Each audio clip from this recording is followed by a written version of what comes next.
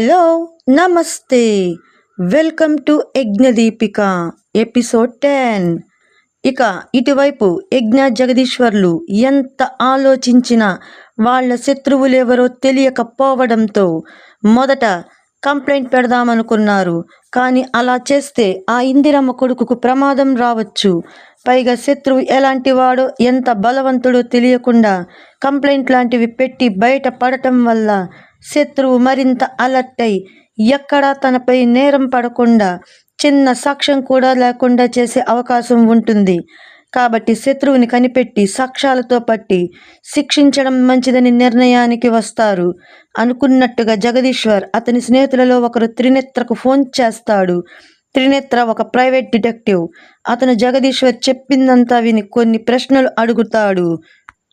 మీపై ఇదివరకు ఎవరు ఇలా మర్డర్ ప్లాన్ చేయలేదంటే అప్పటి వరకు మీకు శత్రువులు లేరు.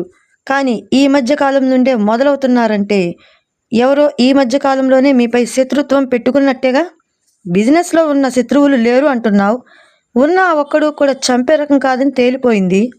సరే అయితే నేను అక్కడ కొద్ది రోజులు ఉంటేనే ఏదైనా క్లూ దొరకచ్చు అంటాడు త్రినేత్ర.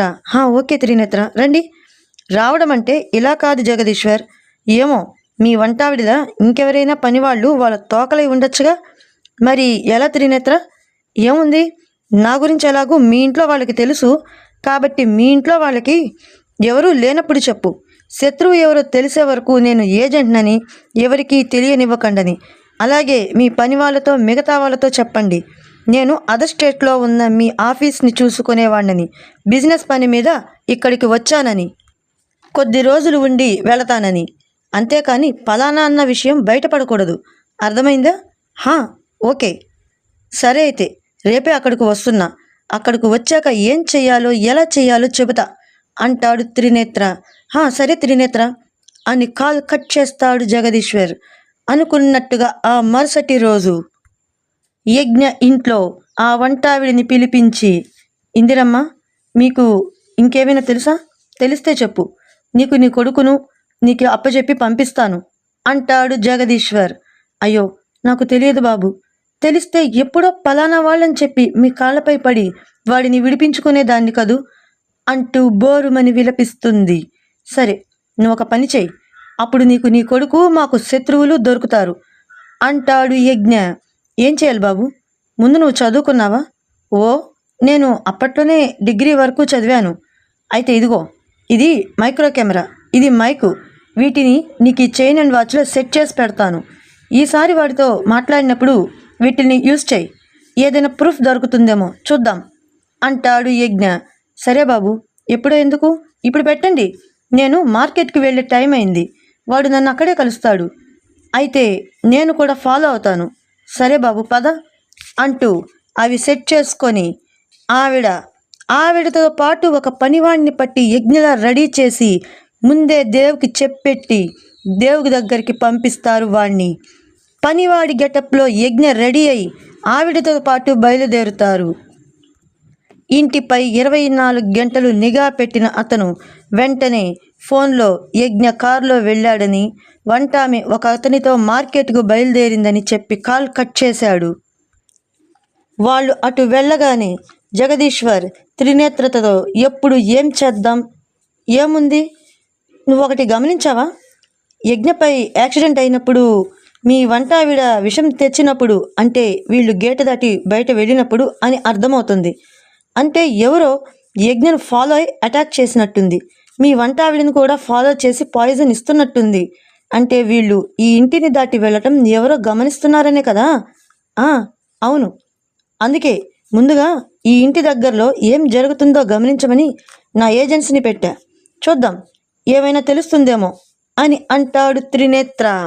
ఆ వీధికి ఉన్న 2 చివర్లలో ఎప్పుడు ఒకవైపు ఛాయ్ అమ్ముతూ ఒకరు, మరోవైపు పానీపూరి బజ్జీలు అమ్ముతూ ఒకడు ఉంటారు.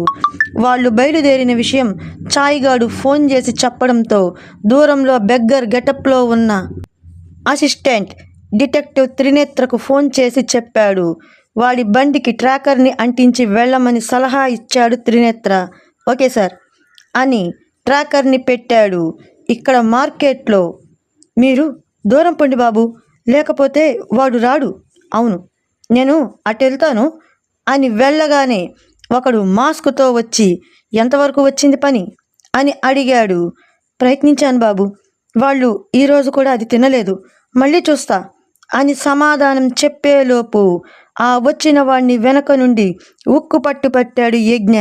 వెంటనే అలర్ట్ అయిన వాళ్ళు కొంతమంది వాళ్ళని చుట్టి దొంగ అన్న సాకుతో అక్కడున్న వారికి అనుమానం రాకుండా ఆ విషం తెచ్చిన ఆ బండ వెదవని కొట్టుకుంటూ తీసుకుని వెళ్ళి ఒక వ్యాన్లో పడేసి ఒక షెడ్లో వేసి కొడతారు. ఏరా దొరికిపోయావని ఇలా కవర్ చేసి తెచ్చాం, ఇలా అయితే ఎలా అని వాడిని అడుగుతారు. అన్నా, మీరు మా మనుషులేనా? నేను ఇంకా ఆ సార్ మనుషులు అనుకున్నాను, ఇదంతా ఆవిడతో చెప్పకండి అంటాడు. సరేలే, ఆవిడ దగ్గర మేము చెప్పాం, వెళ్దాం పదా అని అంటాడు ఒకడు. సరేనని కారు ఎక్కిన తరువాత డ్రైవర్, రే రూటు మర్చిపోయాను, నీకు గుర్తుంటే చెప్పు వెళదాం అంటాడు. దాంతో అనుమానం రావడంతో, లేదు మీరు ఆ సార్ మనుషులే అనిపిస్తుంది, నేను చెప్పలేను, నాకు తెలియదని మీకు తెలుసు అని కారులో దూకి దూరంగా పారిపోతుంటే కారు సైడ్ తీస్తారు. పక్కనే పార్కులా ఉంటే వాణ్ణి తోసుకుంటూ పరిగెడతారు. వెనక్కి చూస్తూ ముందున్న పోల్ని కొట్టుకొని పడిపోవడంతో పైకి లేపి పట్టుకుంటారు. యజ్ఞ వాడి ముందు నిల్చొని, ఏరా ఎవర్రా ఆవిడ, ఇందాకంతా ఆవిడ ఆవిడ అన్నావు కదా, ఎవరు ఆవిడ అని గట్టిగా అడుగుతాడు. లేదు నేను చెప్పలేను, చెబితే మా వాళ్ళని చంపుతారు అంటాడు ఏడుస్తూ. అంటే అని గద్దించి అడిగిన ప్రశ్నకు, మా కుటుంబాన్ని బంధించారండి, వాళ్ళు చెప్పినట్టు ఇలా చెయ్యకపోతే వాళ్ళని చంపేస్తారండి అని బాధపడుతూ ఉన్నాడు ఆ బండ వెధవ. ఓకే ఫ్రెండ్స్, వాడేం చెప్తాడో రేపు ఎపిసోడ్లో తెలుసుకుందాం.